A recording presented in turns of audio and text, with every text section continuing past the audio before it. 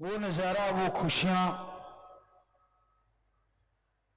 जिससे इंसान को लगे कि वो उड़ रहा है, जिससे इंसान को लगे कि वो यहां पे आया तो जिंदगी सफल हो गई, ऐसी खुशियां जिसकी इंसान कल्पना करता रहता है, लज्जत अनुभव जिसके लिए इंसान तड़पता रहता है, व्याकुल रहता है, ऐसी इज्जत, ऐसी शोहरत जिसको पाने के लिए इंसान ललायत रहता है, ऐसी बरकतें जिसकी सपनों में सोच रहती है, ऐसी तंदुरुस्ती जिसकी कामना हर कोई करता है। अगर ये सारी चीजें एक ही बात से मिल जाएं तो एक बात है, राम का नाम, अल्लाह वाहिगुरु की याद, गॉड की प्रेज। सच्ची श्रद्धा भावना तड़प से अगर आप मालिक के नाम का जाप करते हैं, उसकी भक्ति इबादत करते हैं, तो यकीनन ये तमाम खुशियां, तमाम दया में रहमत आप पे बरस सकती है। तो उसकी दया में रहमत को हासिल करने के लिए, कामयाबी के लिए आप राम का नाम जपें, और ये रामबाण है। बहुत बड़ी बात कही जाती है, इंद्रजीत जो रावण का बेटा था, लक्ष्मण से युद्ध हो रहा था, किसी भी तरीके से वो हार नहीं रहा था, तो लक्ष्मण ने हर तीर चला लिए, हर साइंस का प्रयोग कर लिया, लेकिन वो मेघनाथ, वो इंद्रजीत कभी काबू में नहीं आया। बहुत युद्ध चला, लक्ष्मण जी को लगा कि ये तो बड़ी गड़बड़ हो गई है, तो उन्होंने फिर एक तीर श्री राम जी के नाम का निकाला कि तुझे आन बान शान श्री राम जी की, खत्म करके ही लौटना। और वो तीर मारा, कहते हैं सारे तीर हार चुके थे, कोई भी तीर लग नहीं रहा था, सिर्फ वो एक तीर ने मेघनाथ को खत्म कर दिया। तो इसलिए हर अचूक चीज को कहा जाता है रामबाण। तो आज वैसा युद्ध तो आपका है ही नहीं, लेकिन उससे भी भयानक युद्ध आपकी मनोइंद्रियों से आपका चल रहा है। काम वासना, क्रोध, लोभ, मोह, अहंकार, मन, माया, ये दिन दुगनी रात चौगनी स्पीड से बढ़ रहे हैं। इंसान इनसे घायल हो रहा है, जख्मी हो रहा है, पर जख्मी होके भी खुश है। टेंशनें होती हैं, परेशानियां होती हैं, मुश्किलें आती हैं, बहुत सी तकलीफें उठानी पड़ती हैं, तरह तरह के ख्याल विचार इंसान को दुखी करते रहते हैं, जख्मी करते रहते हैं, और इनसे बचने का कोई उपाय नजर नहीं आता। कईयों को गलत आदतें पड़ जाती हैं, उन आदतों को बदलना चाहते हैं, उन आदतों से निकलना चाहते हैं, तो इन सब के लिए रामबाण, राम का नाम है, वाहिगुरु गौर खुदा की भक्ति इबादत है। आप भक्ति करेंगे, मालिक का नाम जपेंगे, तो यकीनन आप अपने विचारों पे कंट्रोल कर पाएंगे। आप अपनी इच्छाओं को जो गलत है उन्हें खत्म कर पाएंगे, और अच्छी इच्छाओं को आगे बढ़ा पाएंगे। वो खुशियां मिलेंगी जिसकी कल्पना भी आपने कभी की नहीं होती। तो अपने विचारों का शुद्धिकरण करना, अपनी आदतों को बदलना चाहते हो तो मालिक का नाम जपा करो। अदरवाइज इंसान जिस भी आदत का शिकार हो जाए उससे बच नहीं पाता। चुगली निंदा जो करते हैं, जब तक वो दो चार चुगलियां ना कर दें, किसी की निंदा ना कर दें, कईयों को रोटी हजम नहीं होती। एक बात याद आई, हजामत करते हैं, बाल कटिंग करवाते हैं, आप लोग सभी लोग करवाते हैं, तो उनको नाई कहा जाता। तो एक ऐसा नाई था जिसके कोई बात हजम नहीं होती थी। जब तक वो बात को बता ना देता, चुगली यानी आपने बात सुनाई दूसरे को सुनाना, दो चार मिर्च मसाला लगा के भड़काना, उसका नाम था घोघू नाई। और उसका काम था चुगली निंदा यही करना। राजा के पास बात पहुंच गई कि भाई आपके जो बाल काटता है ना, वो घोघू तो एक नंबर का चुगलखोर, लड़ाई करवाने वाला आदमी है। बादशाह कहता मैं सुधार देता हूं। कहते जी नहीं सुधरेगा, वो जिसको आदत पड़ जाए वैसा ही रहता है। कहता मैं ना सुधारूंगा तो सुधारेगा कौन। राजा ने उसको बुलाया, थोड़ी सी टोपी सी ले रखी थी, कहता कटिंग कर दे। घोघू से रहा नहीं गया, कहता बादशाह सलामत, कटिंग तो मैं कर देता हूं, पर ये आपने ऊपर थोड़ा सा कपड़ा ये क्यों ढक रखा है। कहते घोघू बड़ी गड़बड़ होगी। कहते नहीं जी बताओ तो सही। कहते मेरे यहां सींग निकल आए, अगर किसी को बता दिया तूने समेत बच्चे कोहलू में पिड़वा दूंगा। घोघू को तो वहीं अफारा चढ़ना शुरू हो गया। जैसे तैसे कटिंग की। अब दुकान पे गया, जो भी आए उसको बताने लगे राजा सामने आ जाए, सारे बच्चे कोल्लू में पिट रहे हैं, बहुत अच्छा है, बात बदल दिया करे। लोग सोचा कि नहीं यार ये कुछ सुनाता ही नहीं। एक दिन गुजरा, उसकी तो रोटी छूट गई। 2 दिन गुजरे, 4 दिन गुजरे, रोटी छोड़ दी, बुरा हाल, क्योंकि उसको तो रोटी हजमानी बंद हो गई। उसके घर वाले कहती गड़बड़ तो कोई है, तू मुझे बता दे चक्कर क्या है। कहता नहीं बता सकता, चक्कर तो है पर बता नहीं सकता, चक्कर यही है। वो कहती भले मानस, मुझे नहीं बता सकता तो आदमी किसी दीवार को बता दे, पेड़ पौधे को बता दे। कहता तू पहले क्यों नहीं बोली। कहती पहले आपने कौन सा बताया था। अब घुघू नाई भागा खेत में। खेत में एक बन का पेड़ था जो खोखला होता है अंदर से कई बार, उसके अंदर गया, इधर उधर देखा, दूर दूर तक कोई नहीं। उस पेड़ के अंदर बोलता है राजा के सिंह, राजा के सिंह, राजा के सिंह। 3 बार बोला, अफारा उतर गया, आके घर में आराम से रोटी खा ली, काम बढ़िया हो गया। कहते महीने 2 महीने गुजरे, राजा के यहां कोई सारंगी बजाने वाला आया। तो सारंगी बजाने वाला आया और जैसे राजा के सामने सारंगी बजाने लगा, उसने गज मारा तो सारंगी से आवाज आई राजा के सिंह। राजा कहते हैं ये क्या है। राजा समझ गया, कहते बुलाओ घोघू को। घोघू को बुलाया, कहते तूने किसी को बताया। कहता ना जी, मरना है क्या, मैंने बच्चे मरवाने हैं। कहते बजा भी सारंगी या जो भी साज। वो साज बजा, जैसे गज मारा राजा के सिंह। कहते बोल ये क्या बोल रही है। कहता जी माफ कर दो, चाहे मुझे मार दो, बच्चों को कुछ ना कहना।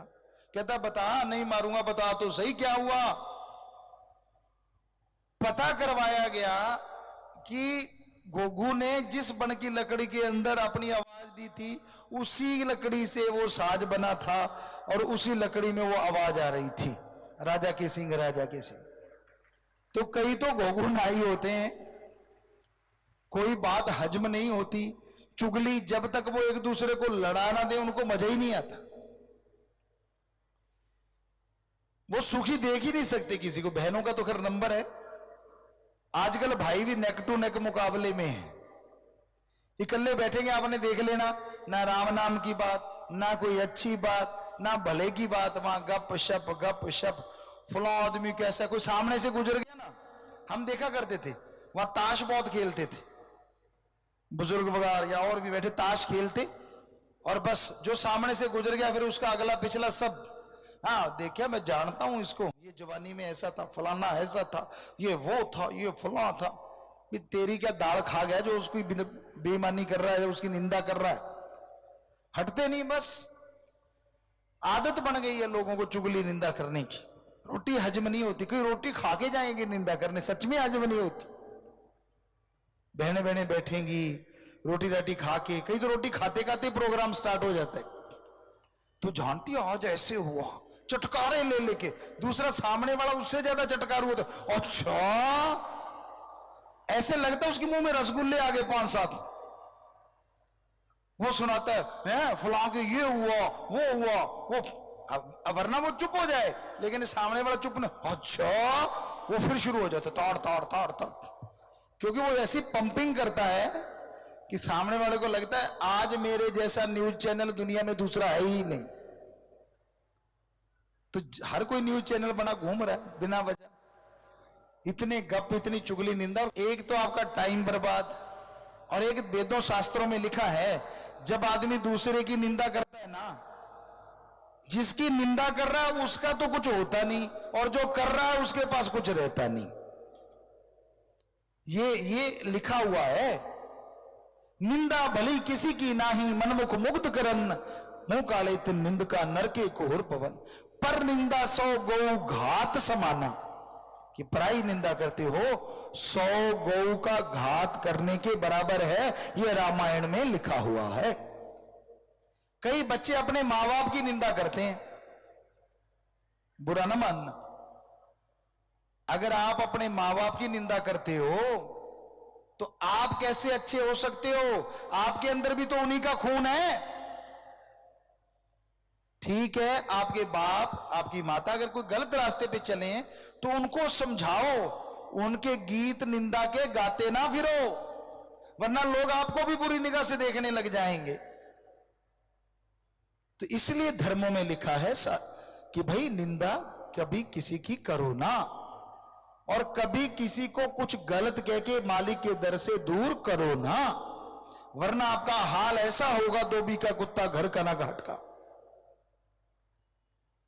अच्छा हो आप किसी को जोड़ो, चाहे उसके लिए कुछ कभी झूठ भी बोलना पड़ गया, राम से किसी को जोड़ दिया तो यकीन मानो उसकी खुशियां हाथों हाथ आपके नहीं आपके परिवार की झोलियों में भी जरूर जाएंगी। तो इसलिए कभी निंदा ना किया करो। एक बार कोई मुर्गी बेचने वाला आया, एक जैसी मुर्गियां, एक जैसा वजन, एक के 5 रुपए और एक के 25 रुपए। किसी ने पूछ लिया, यार वजन भी एक जैसा है, अंडे देते हैं? कहते हाँ रोज देती हैं। कहते फिर एक का रेट 5 क्यों और एक का 25 क्यों? कहने लगे जिसका रेट 5 रुपए है ना, ये अंडा बाद में देती है, शोर पहले मचाती है। इतना शोर मचाती है अंडा देने से पहले कि आजू बाजू की बिल्लियां कुत्ते सारे तैयार हो जाते हैं, और जैसे ही अंडा देती है वो खा जाते हैं। तो कहते 25 रुपए वाले इसमें क्या है? कहते ये मुर्गी, इसका तो पता ही नहीं चलता कि ये अंडा देगी, और जब दे देती है तब भी नहीं पता चलता, तो कोई इसका उठा ही नहीं पाता, हमें ही मिलते हैं वो अंडे, इसलिए इसका रेट 25 उसका 5। तो आप कौन सी वाली मुर्गी हैं? सोच के देखिए। राम का नाम जपिए, अच्छे कर्म कीजिए, भक्ति इबादत कीजिए, अगर दृढ़ यकीन रख के अंदर हजम करते हैं तो ये गारंटेड है भगवान के दर्शन हो सकते हैं नूरी स्वरूप में। और एक आध झलक मिली और उस मुर्गी की तरह का का करते घूम रहे हो, लोगों को प्रभावित करने के लिए झूठ बोलते रहते हो, तो फिर वो मुर्गी वाली बात है, और ही कोई ले जाएगा फल, आप खाली रह जाओगे। तो यही है हकीकत रूहानियत की, कि दृढ़ यकीन रखिए और उसकी दया में रहमत की खुशियों को अपने अंदर समेट के रखिए, तो जरूर मालिक की दया में रहमत होगी, जरूर उसकी खुशियों के काबिल आप बन जाएंगे। दृढ़ यकीन होना और उसकी दया में रहमत को पचाना, यह सबसे बड़ी बात होती है, और इसी से खुशियां दिन दुगनी रात चौगुनी बढ़ती चली जाती हैं। और नशा तो कभी ना करो, नशा जितना बर्बाद करता है, जो बचपन में जवानी में नशा करते हैं वो बर्बाद हो जाते हैं। नशा करना है तो राम के नाम का करो। अरे नशा करना है नौजवानों, एक्सरसाइज का करो। नशा करना है स्टडी का करो, गेम का करो, ये भी एक नशा हो सकता है। उसके लिए जुनून पैदा कर लो, हम आपको गारंटी देते हैं मंजिल अपने आप आपके पास दौड़ के चली आएगी। पर हम ट्वीट भी करते रहते हैं कि नशा नहीं लेना चाहिए। कई क्या करते हैं, स्टीरॉइड के इंजेक्शन लगवाते हैं। हम किसी का नाम नहीं लेंगे, हमें जिम करने में कभी कभार टाइम मिलता है तो हम एक्सरसाइज करने चले गए, 4-5 दिन लगातार जिम किया। एक बच्चा था जो कुछ भी कह लीजिए, वो इंडिया का नंबर रखता था, अच्छे मसल, बड़े बड़े, बॉडी बहुत पावरफुल। तो वो कहता है पिताजी मैं आपको जिम करते देखूंगा या करवाऊंगा कुछ, शायद ऐसी बात। तो हमने कहा बढ़िया बेटा। हम जिम करने गए। एक होता है नौजवान बच्चे जानते, काफ प्रेस। काफ प्रेस लगाने लगे तो उनके पास शायद 1.5 क्विंटल के बट्टे हैं। तो हमने इधर उधर से प्लेटे प्लूटे उठा के 2 क्विंटल 80 किलो की काफ प्रेस मारी। तो हालांकि हमारा 5वां दिन था और वो बच्चा हमें ट्रेनिंग देने बंद कर दिया, उसने आगे आया ही नहीं। तो हमने पूछा कि बेटा उससे पूछना वो कहां गया, अगले दिन आया नहीं।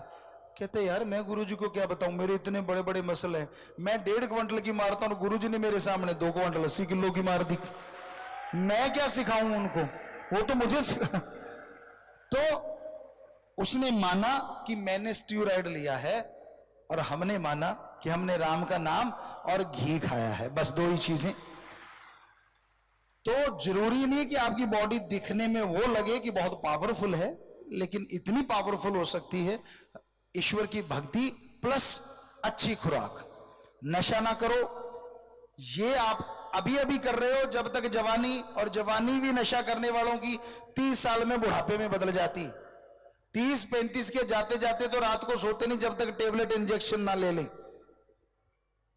बहुत लोग हमसे पूछते गुरुजी आपकी इतनी उम्र है, और हम अब भी शास्त्र नाम शाह मस्तान जी के रहमो करम से क्योंकि डॉक्टरों ने बोला कि एक्सरसाइज करना जरूरी है गुरुजी, तो हम एक्सरसाइज करते, थोड़ा घंटा आधा घंटा, और कई बार नहीं कर पाते तो वॉलीबॉल वगैरह खेलते हैं। और हमारे सामने हमें पता नहीं यहाँ बच्चे हैं कि नहीं, नेशनल प्लेयर होते हैं, बहुत बड़े बड़े अच्छे अच्छे टॉप क्लास प्लेयर होते हैं। और जैसे रात भी हम खेल लेते, ऐसा खेलते जब भी टाइम मिलता है। और वो शूटिंग बॉल होती है, उसमें बहुत हार्ड बॉल होती है, आपको दिखा भी सकते हैं, हमारे हाथ पे भी उसका निशान है, क्योंकि वो बॉल होती इतनी हार्ड है कि वो निशान डाल देती है, वो नेचुरली उसकी आदत है। तो हम खेल रहे थे और उनको 5-6 मैच हम लोग खेले और उनके शायद 13 पॉइंट से और हमारे 60 थे। तो मतलब हर मैच में वो 0-2 में डबल 0 था, 0-15 उनकी तरफ से, फिर 1-15, कहीं 4-15, कहीं 3-15, फिर 0-15। और उनकी उम्र, हम और एक चरणजीत होता है हमारी तरफ, अगर दोनों की मिला लें तो उन सारे बच्चों की बराबर हो जाती है हमारे दोनों की। और उनके वो कहते पिताजी आप तो नाक में दम करके रखते हो, लास्ट में टूट जाता है, उनका बुरा हाल होता है, हमें पता चल जाता है। तो हम अपना गेम भी धीमा ही कर देते हैं उसके बाद कि इसके ज्यादा खेलेंगे तो ये चोटिल हो जाएंगे। और वो बच्चे सारे 18 साल 20 साल 25 साल इस एज के हैं। तो कहने का मतलब ये घी का कमाल और शास्त्र नाम शाह मस्तान का रहमो करम, राम नाम का कमाल। आज भी चाहे क्रिकेट खेले, हम नेशनल प्लेयरों को, रणजी प्लेयरों को हमने 8 तक लगाए, और ऐसे ऐसे कि वो देखते रह जाते हैं। हर गेम में, कोई भी गेम ले लीजिए, सर्कल कबड्डी हमने खेली, रुमाल चू खेला, सारे गेम खेले। तो हम कहना यही चाहते हैं कि अगर आप राम का नाम जपो, नशे के, हमने बचपन से नशा नहीं लिया, नशा और मांस हमने कभी खाया ना पिया, कभी नहीं, और घी कभी छोड़ा ही नहीं।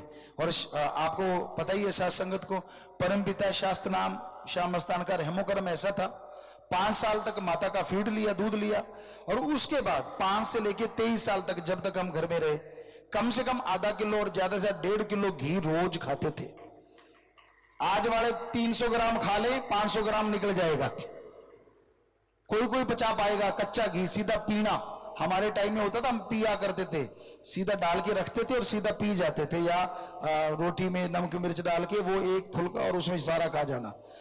तो हम कोई बढ़ाई नहीं कर रहे, हम कह रहे हैं कि राम का नाम साथ हो, और आप घी खाओ, सो ना घी खा के। बच्चे ढूंढते रहते ना कि पावर टॉनिक चाहिए, पावर टॉनिक चाहिए। अरे हम कहते हैं आपकी गाय भैंस जो दूध देती है, खाद स्प्रे ना डालो उनको, उनका जो दूध और घी होगा ऐसा पावर टॉनिक पूरे वर्ल्ड में नहीं है, ये हम आपको गारंटी देते हैं। चाहे आप प्लेयर हो चाहे आम आदमी हो, लेना चाहिए, लेकिन घी खा के सोना नहीं चाहिए। बस ये ध्यान रखिए, घी खा के सो गए तो गड़बड़ है। हाँ, सो मत, दोपहर को खाओ, सुबह खाओ, रात को मत खाओ, क्योंकि सोना है। तो दिन को खाओ आप और एक्सरसाइज करो या घूमो फिरो, काम धंधा करते रहो, तो वो फायदेमंद है। 10 ml ले लीजिए, 15 ml ले लीजिए। आम आदमी, प्लेयर तो जितना मर्जी, अगर वो प्रैक्टिस कर रहा है, अगर वो गेम खेल रहा है तो जितना मर्जी, और उसके साथ कहीं गुड़ खा ले शाम को तो सारी थकावट ही उतर जाती है। गर्म दूध और गुड़, इस जैसी कोई टॉनिक ही नहीं है। हमने बहुत लोगों को खिला के देखा, खुद खाया, गजब है। इस जैसा थकावट उतारने वाला कोई टॉनिक है ही नहीं। और तली चीजें छोड़ दो, ये अगर कोई गेम्स में आगे बढ़ना चाहता है, जितना भी तला सामान है, ये जो कोल्ड ड्रिंक्स हैं, ये बॉडी को जलाने का काम करते हैं, बनाते नहीं, ये सच्चाई है। हाँ, अगर कोल्ड ही पीना है तो दूध पी लो, ठंडा करके पी लो। गांव में देसी घी होता है भाई, जो गांव के रहने वाले, ज्यादा खुशी हो हलवा बना लो, घर गांव में चलता है, सेवइयां बना लो, खीर बना ली, और या फिर मालपूड़े बना लिए, या फिर ज्यादा नमकीन खाना, प्याज के, पनीर के, पालक के पकौड़े बना लिए, हल्के से सरसों के तेल में बनाते थे लोग, वो ज्यादा अच्छा था। क्योंकि घी में जो चीज उबालते हैं या बनाते हैं वो गलत होता है। घी खुद भी जल जाता है और दूसरे को भी जला देता है, तो इसलिए घी में बहुत ज्यादा उबाले नहीं लाने चाहिए, ये हमेशा ख्याल रखिए। तो सत्संग करते करते आपके ये भी ख्याल हमें आ जाता है कि आपकी सेहत तंदुरुस्त रहे। फकीरों का काम तो यही होता है कि आपका भला करना, आप खुश रहें। आप खुश रहेंगे, हमने कौन सा फीस लेनी है, पर शास्त्र नाम श्याम मस्तान उस अल्लाह वाहिगुरु राम ने हमें खुशी देनी है, तो आपको बेइंतहा खुशियां देनी है, यही हकीकत है।